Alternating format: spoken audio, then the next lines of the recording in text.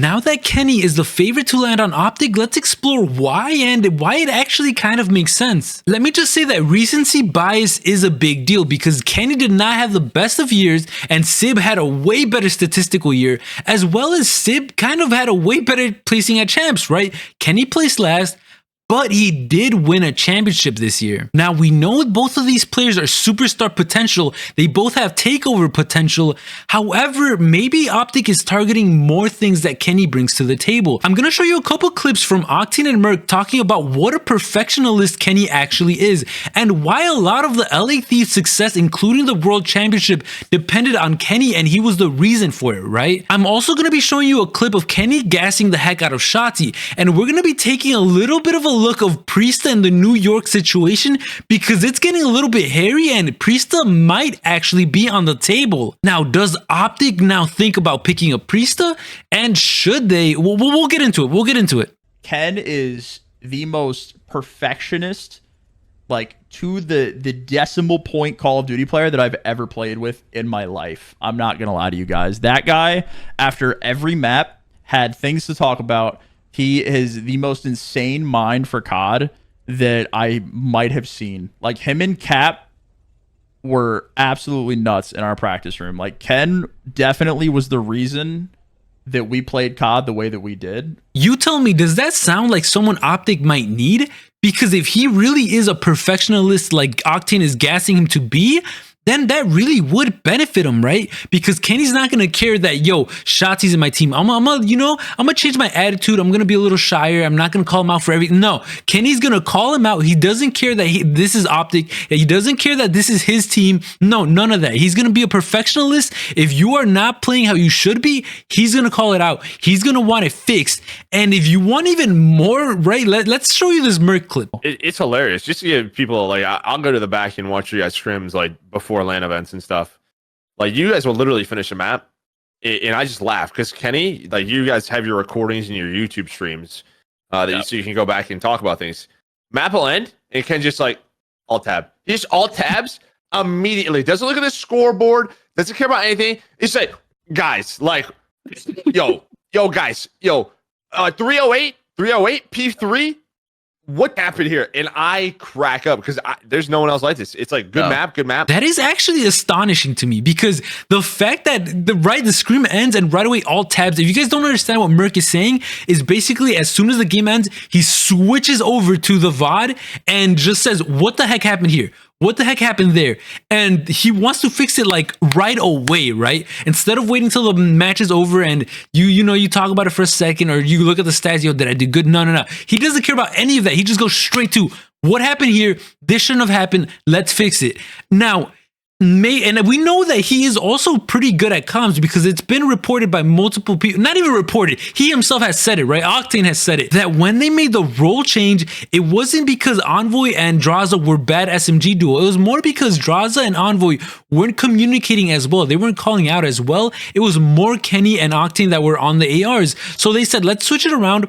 Kenny and I are more vocal. So Kenny is a vocal person, probably the second most vocal on the LA Thieves team. So that they'll add leadership, it will add more comms, and it would also kind of add some type of responsibility on the players themselves, right? Because Kenny's a decorated player. Like, let's take a deep dive. Let's open CODpedia and let's go through this with you guys. Ken, that's the reason I love playing with Ken so much, is because he is the most, like, Ken is probably the best COD mind that I've ever played with. Like, legitimately, he might be the best COD mind that I've ever teamed with. That guy has an unbelievable knack for figuring out things that happen in maps. Like, there will be situations that I'm involved in that I completely brush over, and he'll bring it up after the map and he's like, yo, right, he'll be like in a corner playing like a 2-piece, letting someone run by, but like I'm doing something on the other side of the map that he can't even see because the mini map is this big, and he's like, yo, Sam, what happened right here? Because this was weird. And I'm like, oh yeah, no, it's just like,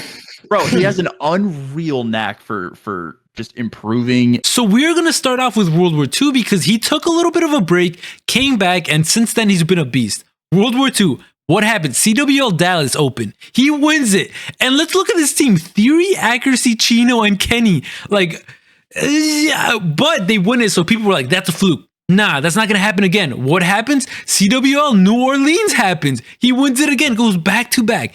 Then they had a little bit of a slump, but then they made it back and they placed first in the playoffs right before champs. However, they made it to champs, got second. But still, that's what, 3 first and a second in champs? What a year. And he was arguably the best player in World War II. I mean, he was one of the top SMG players. He was playing an SMG, by the way. He was playing the SMG role. Now, alongside what? There was like Zuma, one of the top SMG players. They had a great year. Then we go to Black Ops 4, gets into the LA Thieves for the first time, 100 Thieves at the time. And let's look at what he does here. I mean, they have a sketchy start. Let's be real here. But then Linden happens, right? They win CWL Linden. Now, this is the second time, second title, second year back in the league. He wins another championship. Then CWL Anaheim. He wins that one. Then in the champs, he makes a crazy loser bracket run just to lose to Simp and aBeZy, United in the finals, but gets second. So he wins 2 more events, gets second at champs, back to back again. He has 2 second place finishes at this time. Then the OGLA happens and okay, he falls off a little bit, but does he really? Because on the Florida series or whatever, home championship, whatever it was called at the time, right? He plays second, even with his team. Dashy, which was not even trying, not even showing up half the time. You guys know how the year went for them. They had TJ on this team, Chino and Slasher. Wow, he had success with Chino, let's be honest. But they almost won an actual home series. And let's not forget, at the end of the year, where is the champs? They actually placed top 6 and were 1 kill away, 1v1 Envoy versus TJ away from being top 4. And then they would have versed the Ravens. Let's be real here. They're probably top 3 in champs. So let's just say that MW, as bad as MW19 was to them, they did decent. But then LA Thieves comes back in, buys out the OGLA spot, and oh boy. Okay, bad year for Kenny. Finally, bad year for Kenny. Really bad year for Kenny. But this was with, let's look at the rosters. I mean, come on. They start off the year with Slasher, Kenny, TJ, Temp. Then I believe they drop Temp. They pick up Venom, right? They pick up Venom. Then they make another switch. They drop who? Slasher, pick up TJ. Wait, no, TJ. They pick up Huke. Then they make another roster change. They take out someone, and then they add someone else. And then, like, I don't want to go through all this, but you know what happened in Cold War. Horrible year. But that leads to Vanguard, and we know what happens in Vanguard, baby. Yes, we do. He starts off the year placing decently, I think, in the Kickoff Classic, yeah, top 4, and then has a pretty bad year. Actually, he got second in the Pro-Am Classic. I do remember that. So he had another second. Then he won Major 4. Then he won his ring in the World Championship. And really quickly, let's go back down. I forgot about this a little bit, but let's go back down quickly. So World War II, SMG, one of the best SMG players in the world. Struggles, switches to a Maddox, one of the best Maddox players, one of the best BO4 players in a different role. He was more of a flex role here. And then in MW, he went back to an SMG. Again, they struggled a little bit. Then Cold War went to an AR. They struggled a lot of bit. Then Vanguard starts with an AR, pretty bad, switches to SMG, goes off. And then they win champs. He gets his ring. So he's had really, really good years, guys. That's a lot of second places, a lot of first places. This is his, third championship final, world championship final. He finally wins it. Now we go over to MW2. So this year for them, I mean, let's be honest, at the end of the day, it was pretty good. I mean, they got a second and they won a Major 4. So the Major 2, they got second, and Major 4, they won the tournament. So it was a pretty solid year, although a lot of you will say it wasn't his best year. And look at his stats and say it's not that great. But in MW2, again, as we know, he switched to an SMG again. But like I said before, he's been one of the best players in multiple titles, running different roles, running different guns. And it's just insane to me because of that type of potential, that type of, he's a winner. He's a winner. He's a world champ. He's won multiple titles in multiple different games. And he's won MVP. I think he was back-to-back MVP in the Vanguard titles that they won. I don't know. Like, you tell me. But Kenny is a winner. And you look at Sib, he's played 2 years, but Sib's got what? 1 championship? Maybe like 2 more finals after that? I don't remember. But he's not a consistent winner. At least we haven't seen it historically from him, but we have seen it from Kenny. And now that Kenny's this new leader role, right? And this newcomer and whatever, he's a better player. So it kind of does make sense. Kenny might just be it. He might just be him. He might be better than any other flex that's currently a free agent. Well, maybe. Because then now Priesta might be available. Should we talk about Priesta? Okay, let me show you first. Of course, Kenny would be pretty happy to play alongside Dashy, Pred, and Shotzzy. And here's a quick little clip of Kenny just gassing the heck out of Shotzzy. Yeah. Listen, this is my thing. I think people obviously look at stats and yeah, good stats, you're good. You got bad stats, you're bad.